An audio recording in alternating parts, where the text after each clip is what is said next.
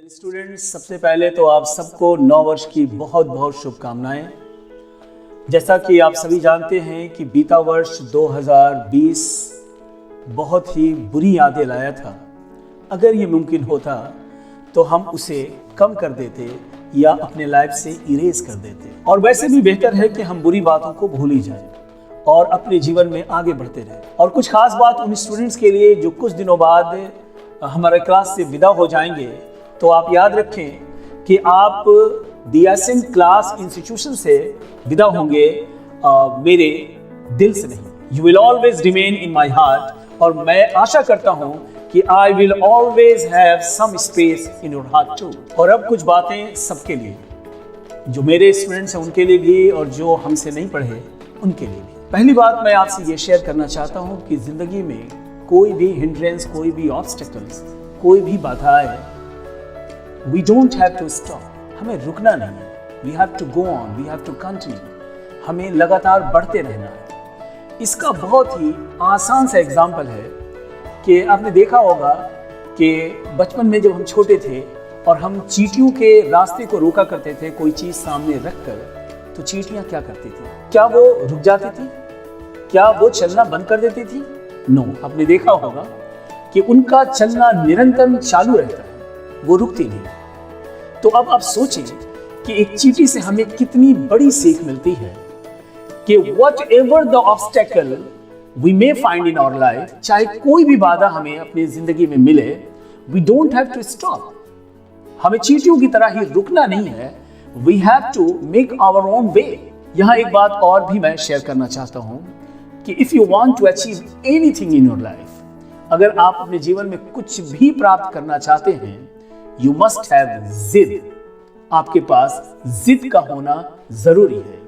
अगर आपके पास जिद है, कन्विक्शन है, डिटर्मिनेशन है, दृढ़ संकल्प है, तो you will go higher and higher and nobody can stop you. Rather मैं ये कहना चाहूंगा कि अगर आपकी जिद पक्की है, अगर आपका इरादा मजबूत है, तो ईश्वर और उसकी पूरी कायनात आपके टारगेट को अचीव करने में मदद करेंगे and you will achieve the target very easily.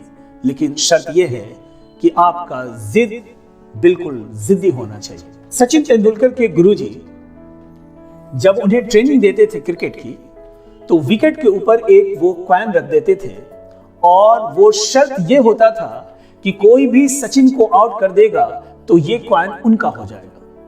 लेकिन सचिन की जिद अलग ही थी कि ये सिक्का तो मैं ही सामने ले जाऊंगा, और वो किसी को ले जाने की इजाजत नहीं देते थे।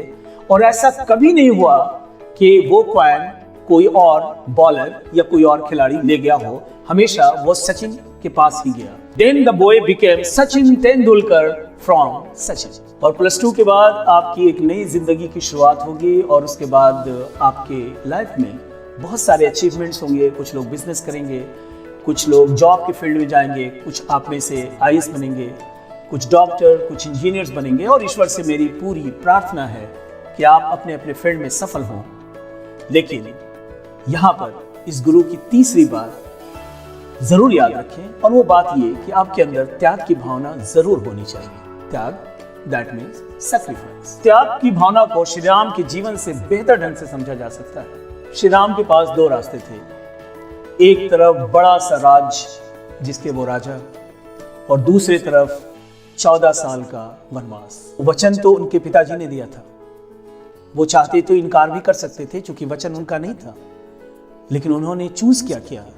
पिता की वचन के खातिर उन्होंने 14 साल का वनवास किया। किसी ने क्या खूब कहा है कि कहां तक टिक पाओगे यदि राम सा संघर्ष हो। और चौथी और सबसे लास्ट बात जो मैं आपसे शेयर करना चाहता हूं, वो बात है रिश्ता। आप जीवन में बहुत आगे बढ़ेंगे, बहुत सारे पैसे कमाएंगे, बहुत सारे नाम और बहुत सारे शोहरत होंगे आपके, लेकिन कुछ रिश्तों का होना आपकी लाइफ में बहुत ही जरूरी है।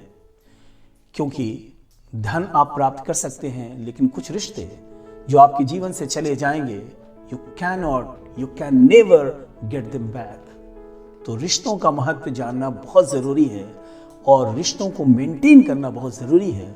और मैं ये चाहूंगा कि आपका और मेरा रिश्ता हमेशा ऐसा ही बना रहे। तो इन्हीं सब बातों के साथ अब आपसे विदा होने का समय आ गया है। Again I wish all of you a very very happy new year and a bright future ahead. और चलते चलते शकील आजमी साहब की इस शेर से मैं अपनी बात समाप्त करता हूं कि परों को खोल जमाना उड़ान देखता है, परों को खोल जमाना उड़ान देखता है, जमीन पे बैठ के क्या आसमान देखता है।